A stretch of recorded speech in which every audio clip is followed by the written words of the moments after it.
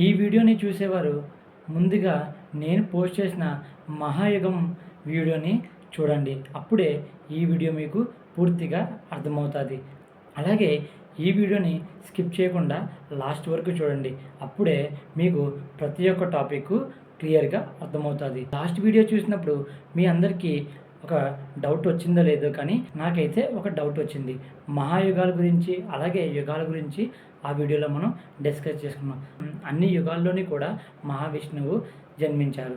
అయితే మనం కూడా ప్రతి యుగంలోని జన్మిస్తామా?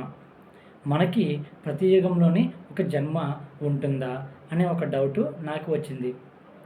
అయితే దానికి ఒక చిన్న క్లారిఫికేషన్ ఏంటంటే, ప్రతి ఒక్క జీవి చనిపోయినప్పుడు కేవలం శరీరానికి మాత్రమే చావు ఉంటుంది, కానీ ఆత్మకి కాదు. అంటే ఆత్మ ఎప్పుడు చనిపోదు.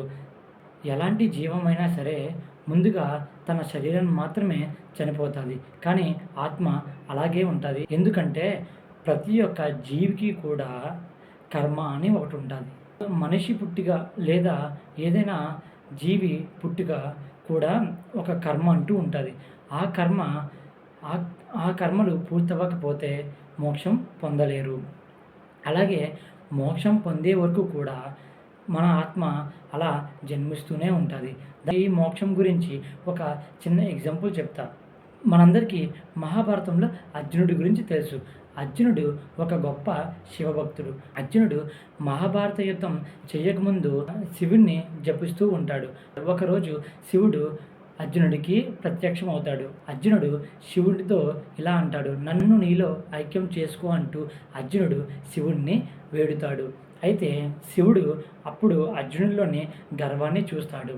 నన్ను మించిన యోధుడు లేడు, నాకు మించిన పోటీ లేదు అంటూ అర్జునుడు గర్వంగా ఉంటాడు. అలాగే నన్ను ఎవరూ ఓడించలేరు, నాకు ఓటమి లేదు అంటూ అర్జునుడు భావిస్తూ ఉంటాడు. అందుకు శివుడు ఇలా అంటాడు, ఇప్పుడు నేను నిన్ను నాలో ఐక్యం చేసుకోలేను, నీకు మళ్ళీ ఒక జన్మ అంటూ ఉంటుంది, అప్పుడు నేను నిన్ను ఐక్యం చేసుకుంటా అంటూ అర్జునుడితో శివుడు ఇలా చెప్తాడు. మళ్ళీ అర్జునుడు జన్మిస్తాడు. ఈసారి ఒక కోయవాడి రూపంలో, తిన్నా అనే రూపంలో ఒక అడవిలోని జన్మిస్తాడు. ఈ జన్మలో అర్జునుడికి ఎటువంటి రాజభోగాలు ఉండవు, అలాగే ఎటువంటి గర్వం ఉండదు. మంచి బుద్ధితో శివుణ్ణి ఈసారి వేడుకుంటూ శివుణ్ణి జపిస్తాడు. అప్పుడు శివుడు ఈ తిన్నా అనే తిన్నడుని తనలో ఐక్యం చేసుకుంటాడు. ఇది జస్ట్ ఒక చిన్న ఎగ్జాంపుల్ లాగే నేను తీసుకున్నా. కావాలనుకుంటే ఈ టాపిక్ మీద ఒక వీడియో అనేది నేను పోస్ట్ చేస్తా. అయితే ఇలా మోక్షం కలిగినప్పుడే ఆత్మకి శాంతి ఉంటుంది. ఆత్మ అప్పుడే విష్ణువులోని ఐక్యం అవుతుంది. మరి మనం అంతా కూడా ఒకే రూపంలో జన్మిస్తామా అంటే ఎప్పటికీ అలా అవ్వదు. ఎందుకంటే ఇప్పుడు మీ పేరు రాము అయి ఉండొచ్చు, అయితే మళ్ళా యుగంలో మీ పేరు ఏ కృష్ణ కింద ఉంటుంది. అలా అని మనిషి జన్మలోనే ఉంటారంటే అది అసలు సాధ్యపడదు. ఎందుకంటే ఇప్పుడు మహావిష్ణువే 10 అవతారాలు ఎత్తారు కదా. అందులో మొదటి అవతారం చేపలాగా, తర్వాత తాబేలులాగా, తర్వాత పందిలాగా, తర్వాత సింహంలాగా, తర్వాత మనిషిలాగా, ఇలా మహావిష్ణువు కూడా చాలా రూపాలలో జన్మించారు. అలాగే ఆత్మ కూడా వివిధ రూపాల్లో జన్మించే అవకాశం ఉంది. వాళ్ళు చేసిన కర్మఫలం బట్టి వాళ్ళ రూపం అలాగే వాళ్ళ అవతారం అన్నది ఆధారపడి ఉంటుంది.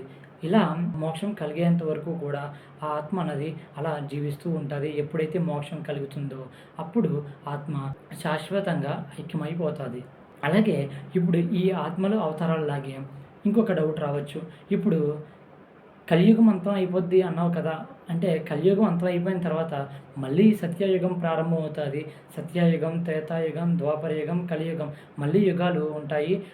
మళ్ళీ మహాయుగాలు అలా కంటిన్యూగా రిపీట్ అవుతూ ఉంటాయి అని చెప్పావు కదా అని మీరు అడగవచ్చు. మళ్ళీ తర్వాత మహాయుగంలో కూడా సేమ్ ఇవే పాత్రలు ఉంటాయా, లేదా సేమ్ ఇవే దేవుళ్ళు అవతరిస్తారా అంటే అవి అలా జరగవు.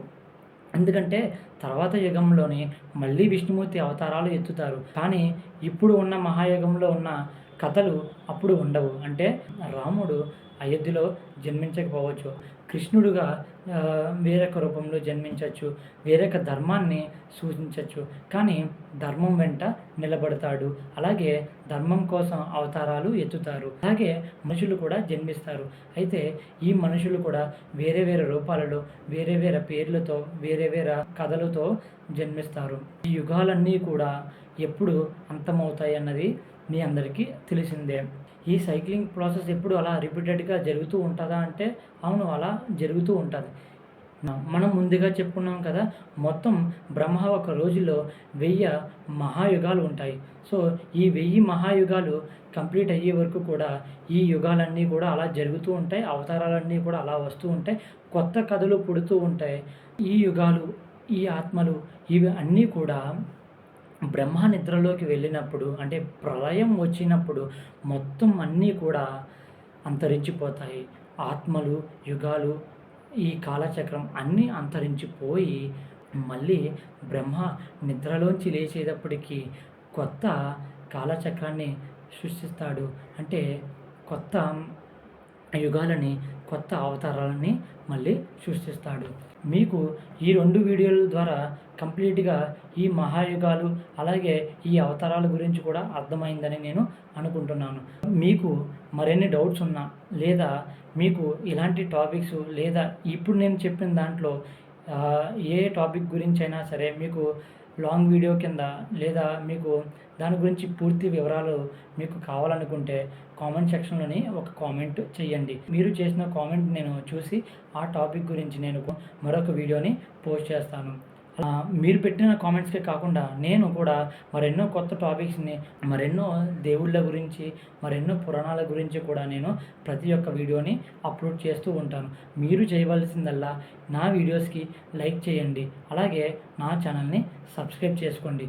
మీరు సబ్స్క్రైబ్ చేసుకుంటేనే నేను పోస్ట్ చేసే ప్రతి ఒక్క వీడియో మీకు వస్తుంది.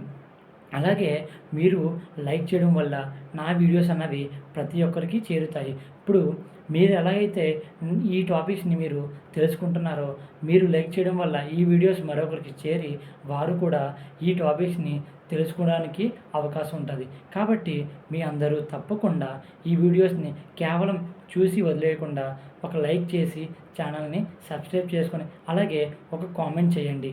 మీరు కామెంట్ చేస్తే తప్పకుండా నేను రిప్లై ఇస్తాను.